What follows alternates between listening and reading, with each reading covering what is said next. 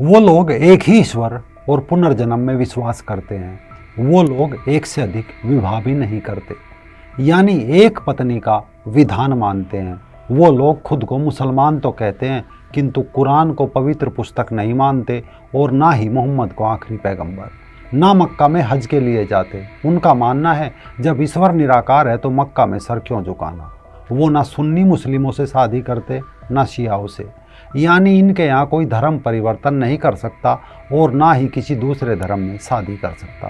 कहा जाता है हिंदू, जैन, बौद्ध, यहूदी और ईसाइयों का सम्मिश्रण सीरिया का एक समुदाय है जिसे ड्रूज कहा जाता है। अब सीरिया में सुन्नी गुट इन्हें अपने जैसा बनाने के लिए हमला करने लगे हैं।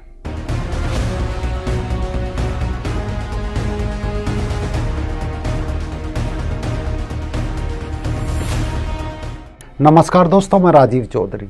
अरब देशों के अंदर भले ही शिया और सुन्नी इस्लाम को लेकर टकराव की बात सामने आती हो, किंतु अगर गहराई से झांक कर देखें तो अभी भी वहाँ काफ़ी ऐसे मत, ऐसे गुट, ऐसे समुदाय हैं जो शिया और सुन्नी इस्लाम की दोनों विचारधाराओं से हटकर एक अलग विचारधारा के रूप में सामने आते हैं। इसमें चाहे यजीदी हो, यहूदी हो, अलावी हो, कुर्दों का एक बड़ा हिस्सा हो या अब चर्चा में आए ड्रूज हो। यानी अरब में पिछले लगभग 1500 सालों से मचे कत्लेआम के बाद भी अभी तक वहाँ पूर्ण इस्लाम का दम ये लोग नहीं भर पाए। जंग अभी तक जारी है।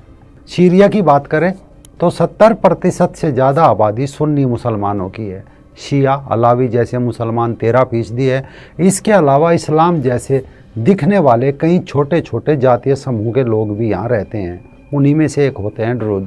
ये इस्लाम की शिया शाखा से निकले हैं, लेकिन इन्हें पक्के तौर पर मुसलमान नहीं कह सकते। सीरिया के अलावा लेबनान और इजराइल में भी इनकी अच्छी खासी संख्या है।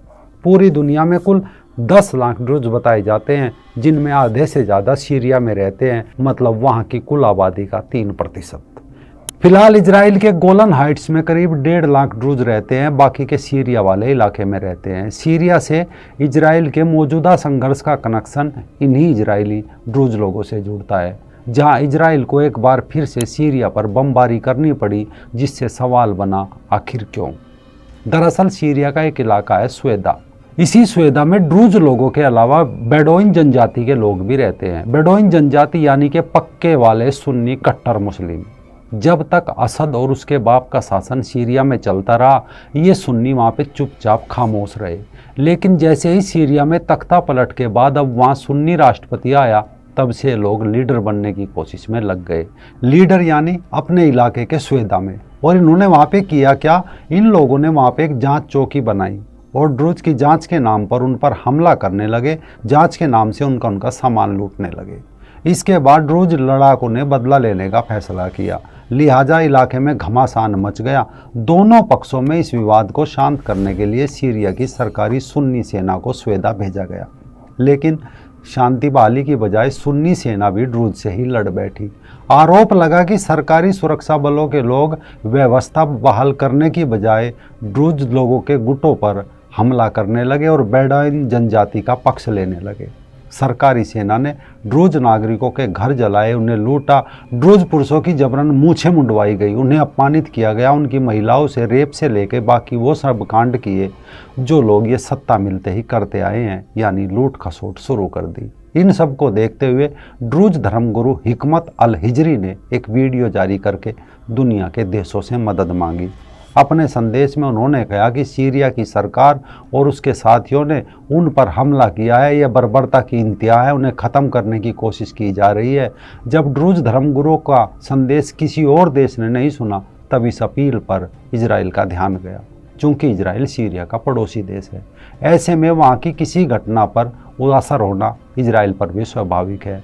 ड्रूज लोगों के बारे में ये भी बताया जाता है कि वो अपने देश के प्रति बहुत वफादार होते हैं और इजराइल के कब्जे वाले गोलन हाइट्स में जो ड्रूज रहते हैं वो इजराइल की सेना में भी शामिल होते हैं।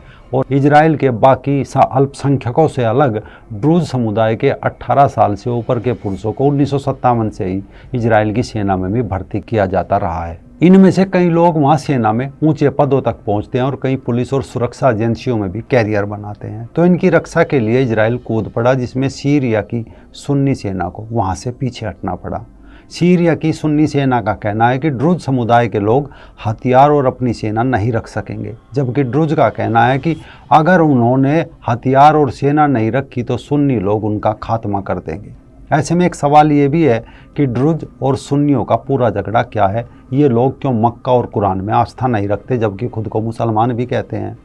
दरअसल ड्रुज समुदाय का उदय 11वीं सदी में मिस्र यानी इजिप्ट से माना जाता है। शिया विचारधारा से विकसित होने के बावजूद इस समुदाय के रीति रिवाजों में हिंदू, ईसाई, यहूदी समेत कई प्राचीन दर्शन का अंश देखने को मिलता है, जैसा हमने शुरू में भी बताया था। एक समय में जब मध्य पूर्व में इस्लाम या इस्माइलवाद का बोलबाला बढ़ने लगा, तब एक फातिमी खिलाफत हुई, यानी एक आंदोलन, एक इस्लाम में सुधार का आंदोलन। इन फातिमी खलीफाओं में से एक राजा था। इस राजा ने फातिमी खिलाफत के लिए हमजा इब्न अली को इस आंदोलन का नेता घोषित कर दिया, जिसका काम था इस्लाम में सुधार लाना। लगभग 33 साल का हमजा इब्न अली एक नया संदेश लेकर निकला, साथ ही प्रत्येक व्यक्ति से लिखित में एक प्रतिज्ञा पत्र भी ले लेता कि वो सुन्नी इस्लाम को नहीं मानेगा। इसीलिए बताया जाता है कि मोहम्मद के साथियों समेत प्रमुख सुन्नी हस्तियों का रोजाना सार्वजनिक रूप से मजाक उड़ाया जाता था, ताकि सुन्नी सुन सके और इस्लाम में सुधार की बात कर सके। अल हकीम का एक साथी भी था, नाम था अलदारची। इस्लाम के खिलाफ इसके भाषण ऐसे होते थे कि लोग सुनकर इस्लाम को छोड़कर हमजा इब्न अली के भक्त बन जाते थे। जब बड़ी संख्या में अरब के अंदर लोग इस्लाम छोड़ने लगे तो अलदारची को मक्का ले जाकर फांसी दे दी गई। इसके बाद अल हकीम को भी 1021 में रहस्यमय तरीके से गायब करके मक्का में ही फांसी दे दी गई। इसके बाद उनके अनुयायियों के साथ सुन्नियों ने भयंकर मारकाट मचाई, वही जो तैमूर और औरंगजेब वाली। मारकाट से जो ड्रूज बचे वो पहाड़ों में छिप गए या पहाड़ी इलाकों में रहने लगे। इसी कारण समकालीन मुसलमानों ने अल हकीम के अनुयायियों को अलदारजी या ड्रूज कहना शुरू कर दिया और एक मत बना ड्रूज। इस मत की एक धार्मिक किताब है जिसका नाम है किताबुल हिकमा।